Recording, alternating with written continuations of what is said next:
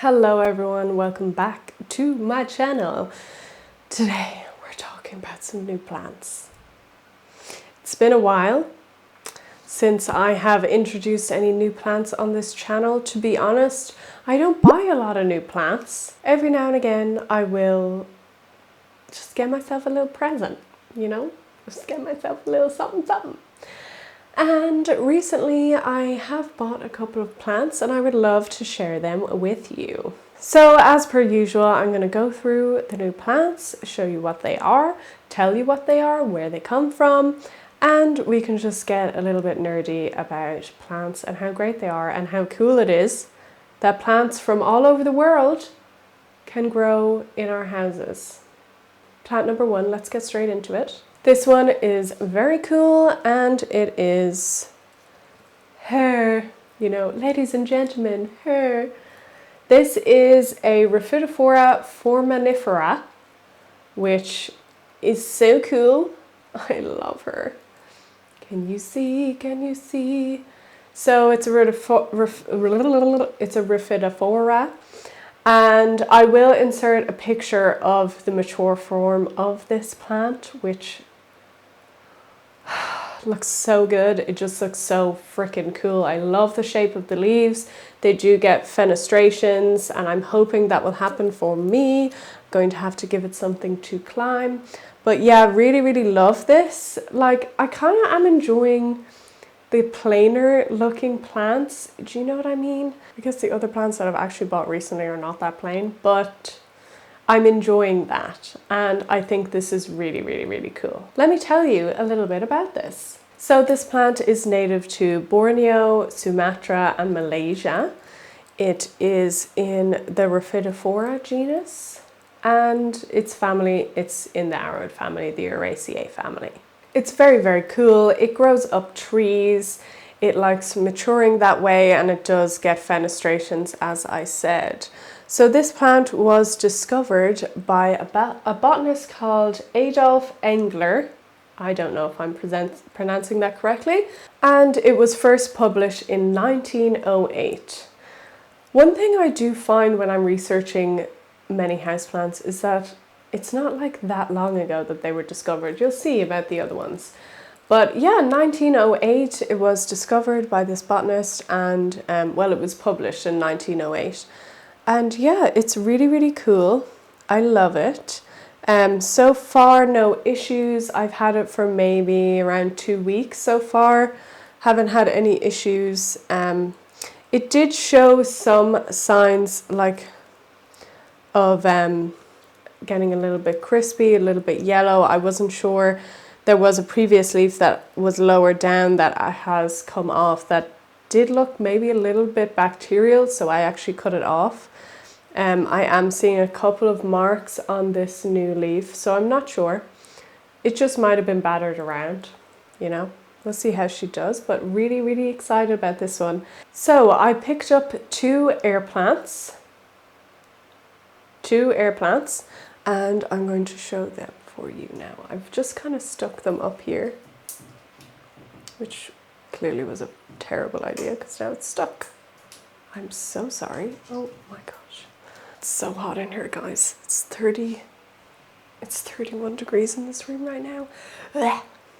In Ireland, we don't have air conditioning, and so when we get a heat wave, there is no escaping. This is a Tillandsia melanocrater. Pretty common. See it all over the place. But it's an air plant. It's very cool. It is an epiphyte, meaning it grows on other plants or structures and things. It is in the bromeliad family, Bromeliaceae, which makes sense. Very cool. Flowers are very cool. I will insert a photo of what they look like. I've never had an air plant flower for me, but I also don't have a lot of them, and I'm not like crazy into their care or anything. This plant is native to southern Mexico and Central America, and it grows on trees and stuff, so it's really cool. It was first published in 1831 by Linnea, which is cool. This is the second one. Both of these need water, by the way, big time. This is also in the Tillandsia genus, and it is called Tillandsia harrisii. And it's really cool and funky. This plant is also an epiphyte, meaning it grows on other things. They don't have roots, air plants, which is very kind of interesting. They get all of their nutrients and stuff through their modified leaves. And this plant is native to Guatemala. Also in the Bromeliad family, also never flowered for me, but I hope that it does.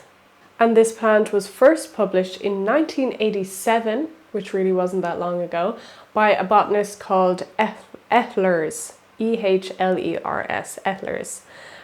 So it's really cool. Any of you people that are really into air plants, let me know some tips on their care in terms of, like, I'm caring for them okay, pretty fine, they're growing, they're alive, but is there anything in particular that I need to be doing to try to encourage these to flower, or what?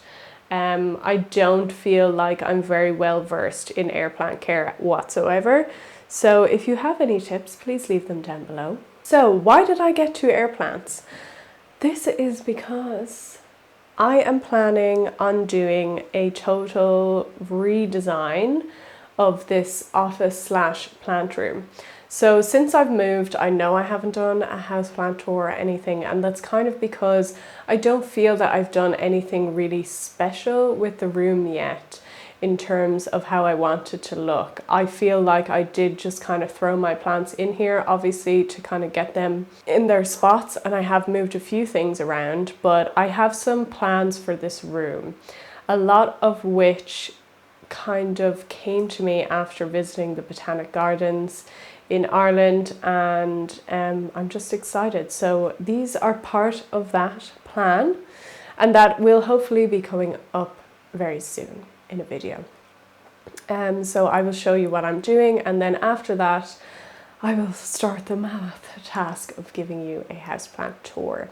I did my last one in July last year, so we're overdue the tour, so I'm excited to do that. But yeah, so that was the main reason for picking up these air plants. So the next plant, everybody, is this Philodendron gigas. Gigas, velvet leaf, sexy philodendron. I have it kind of, I put in this branch just to kind of hold it up, because it didn't really have anything when I got it. Some of the leaves are a little bit battered, but that's fine. But it's still in the pot that it came in, so I will be repotting this at some point. I never repot my plants when I first get them, unless the soil is really bad, but to be honest, most of the time it's not. Just to let them acclimatize first. And yeah, this is so beautiful. So this plant is found in the wild, like many of them, and it's native to Panama. So that's very cool. I would kill to see one of these in the wild. If I can find any photos of this as a mature plant, I will show you. This plant is actually endemic to one specific area in Panama, which is near a canal. And that's crazy. So this plant isn't found, endemic means it's only found in one specific place in the entire world that we know of so far. So it isn't found in many areas. It's definitely found more regularly in the houseplant market and trade than it is in the wild, which is really crazy to think about. But yeah, it's really, really beautiful. It's found in kind of wet forest habitats. So I would assume that the velvet texture of the leaves is to do with water running off or something like that. But it's absolutely gorgeous. So because of that, it obviously likes quite humid conditions. Now, to be honest, I haven't been running the humidifier in here because I'm too lazy to fill it up, but I should be, especially in this heat wave. So it is in the Aroid family, the Eraceae family, like many of the plants that we love. It was only first published in 1997 by the Missouri Botanical Garden by a botanist called Thomas Croat, and he seems to have found and published quite a few lovely philodendrons, which will be coming up. But yeah, it's a really gorgeous, gorgeous plant. I'm so excited to grow this and see how it does. Definitely needs a more permanent setup that isn't so wobbly. The next plant is a big girl or boy or they, and it is huge. It is absolutely huge. This is Philodendron Plougmanii, and look at it in all its glory. It's actually kind of hard to show you. It is so big. Look at it compared to my head. So cool. How am I going to show you this? Look at these petioles. Look at the ruffled edges, the kind of streak marks. Very, very cool. Look at this. Oh, it's so hard to see. Look at this ruffling. Oh my god, it just looks freaking amazing. So it's a crawler, very similar to Philodendron gloriosum. So it's going to need kind of a long pot so it can get its roots stuck in. But yeah, it looks amazing. I'm going to put it down because it's a little bit problematic. So this was also discovered by Mr. Thomas Croat, that botanist, the same as a Philodendron gigas. However, this plant actually hasn't been published officially yet, which means that the name is kind of accepted. However, it hasn't undergone like proper taxonomic investigations yet, so they haven't really properly published it. This plant is native to Peru and Ecuador, lovely South America, and it's often confused with Philodendron mamii. At least in the houseplant world, they look quite similar. I have mixed them up myself before I kind of looked at the proper differences. But there are some interesting features about this plant. So it actually has a really interesting petiole, like I showed you. It's slightly curved. It also has the ruffles. It's also kind of convex, and those stripes are on the abaxial side of the petiole, which means like the upper surface. So it really, in real life, it doesn't look real. It looks really plastic and just very interesting. There's also one side of the petiole is glossy and one of them isn't. Not sure why that is. It's very interesting though to see like what's going to happen with this plant in the future when it does undergo the proper taxonomic studies, and you know, just more studies about the interesting features of this plant and maybe why they happen. But yeah, it's very cool. Also, the leaves are variegated with kind of a yellow variegation, as well as this kind of like grey green, which is really, really gorgeous. And yeah, and also just massive heart-shaped leaves. I mean, the next plant is a hybrid. So it's a cross between two species. So it's not actually found in the wild this way, but it is a cross between Philodendron. This just poked me in the nose, straight up my nose. Okay, so this is the cross between Philodendron bilietiae and also Philodendron atabapoense. So this is what it looks like. It's very, very cool.